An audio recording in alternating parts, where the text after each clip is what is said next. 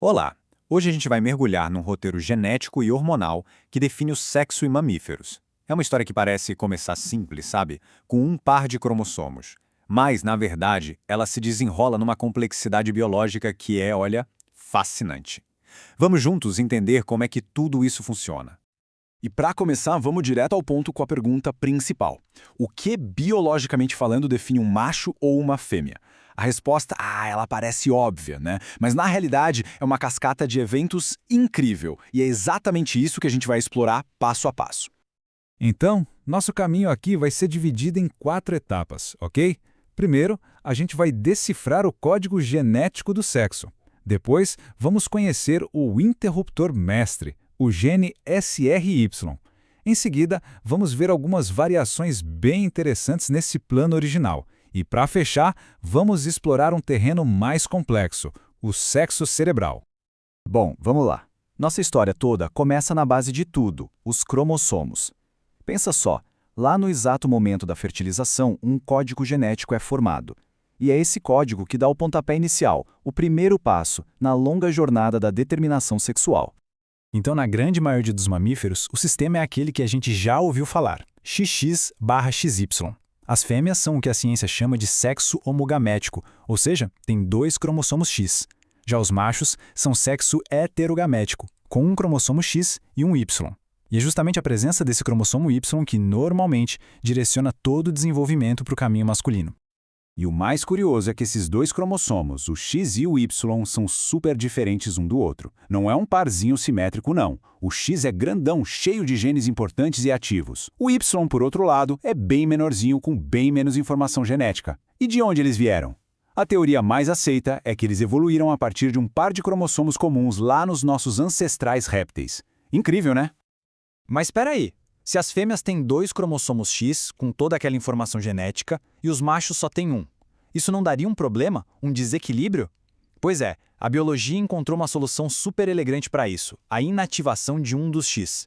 Basicamente, um desses cromossomos X é desligado, ele se condensa todo e vira o que a gente chama de corpúsculo de Barr.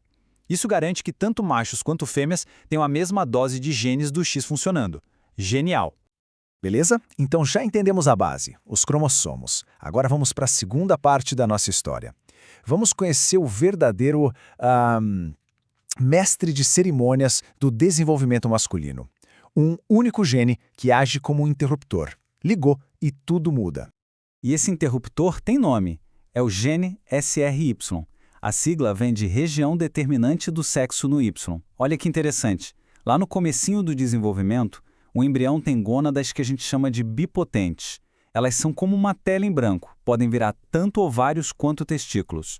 A presença e, mais importante, a ativação do gene SRY é o que dá o comando, o sinal que diz: ok, pessoal, caminho masculino, bora formar testículos. E uma vez que o SRE é ativado, pronto, ele dispara uma verdadeira reação em cadeia hormonal. Os testículos, que acabaram de se formar, começam a trabalhar e a produzir 2 hormônios que são cruciais. O primeiro é o hormônio antimuleriano, ou AMH. Ele basicamente faz regredir as estruturas que formariam o útero, e o segundo é a famosa testosterona, que estimula o desenvolvimento de todo o resto do sistema reprodutor masculino. É uma cascata de eventos perfeitamente orquestrada. Tá, mas e se o gene SRY não estiver lá? Ou se ele não for ativado? Bom, essa citação na tela resume perfeitamente. Na ausência desse interruptor, o desenvolvimento segue o caminho padrão, que é o feminino. As gônadas viram ovários e as estruturas que formam o útero e as trompas se desenvolvem naturalmente. Ou seja, o desenvolvimento feminino é, em essência, a configuração de fábrica do embrião dos mamíferos. Ok, até aqui a gente viu o plano principal, a regra geral. Mas agora, na nossa terceira parte, a gente vai ver que a biologia, ela adora uma exceção à regra. Vamos mergulhar nas variações e nuances desse plano que são super, super interessantes. Vamos voltar um pouquinho naquele assunto da inativação do cromossomo X. A gente viu que um dos 2 X é desligado, certo? O ponto-chave aqui é que essa escolha se vai ser o X que veio da mãe ou que veio do pai acontece de forma totalmente aleatória em cada célula. O resultado disso é que, na prática, toda fêmea de um mamífero é um mosaico genético, formada por 2 tipos diferentes de células. E o melhor exemplo para a gente visualizar isso na prática é a gata de 3 cores, a famosa gata chita. É o seguinte, o gene que define a cor da pelagem, se vai ser laranja ou preta, fica no cromossomo X. Como as fêmeas desligam um X ao acaso em cada célula do corpo, em algumas partes da pele o X ativo é o que tem o gene para a cor preta, e em outras é o que tem o gene para a cor laranja. O resultado é aquele padrão de mancha super característico. É literalmente um mosaico genético em ação, visível a olho nu. Fantástico, né? Existem outras variações também que acontecem quando o número de cromossomos sexuais não é o padrão. Por exemplo, na síndrome de Turner, o indivíduo tem só um cromossomo X. O genótipo é X0. O resultado é um fenótipo feminino. Por outro lado, na síndrome de Klinefelter, o genótipo é XXY. Mesmo com 2 cromossomos X, a simples presença daquele Y já direciona o desenvolvimento para um fenótipo masculino. Isso só reforça o papel dominante que o cromossomo Y tem nesse processo todo. Agora, olhem só que caso curioso que vem do mundo da veterinária, o free-martinismo. Isso é um tipo de quimerismo. O que é isso? Significa que um único indivíduo tem células que vieram de 2 zigotos diferentes. Isso acontece especificamente em bovinos, numa gestação de gêmeos de sexos opostos, um macho e uma fêmea. E como é que isso acontece na prática? Bom, lá no útero, às vezes os vasos sanguíneos dos 2 fetos se conectam. Aí, os hormônios que o feto macho está produzindo, lembra do AMH e da testosterona, acabam passando para a circulação da irmã gêmea. Esse AMH do macho impede o desenvolvimento completo do sistema reprodutor da fêmea. O resultado final é uma fêmea que geneticamente é XX, mas que nasce com o sistema reprodutor modificado e, por consequência, estéril. É um exemplo muito forte de como um ambiente hormonal pode reescrever parte do roteiro genético. Pois bem, a gente já falou de cromossomos, de genes, de hormônios, tudo que molda o corpo. Mas para fechar, vamos entrar numa camada ainda mais complexa, uma fronteira que a própria ciência ainda está desbravando. As possíveis diferenças que tudo isso pode causar no cérebro. Aqui entra o conceito de sexo cerebral. De acordo com a literatura científica, a ideia é que, para além do sexo genético, dos cromossomos e do sexo anatômico dos genitais, podem existir também diferenças na estrutura e na função do cérebro. A pesquisa nessa área, que é bem delicada, tenta entender se e como essas diferenças poderiam se relacionar com comportamentos, orientação sexual e até identidade de gênero.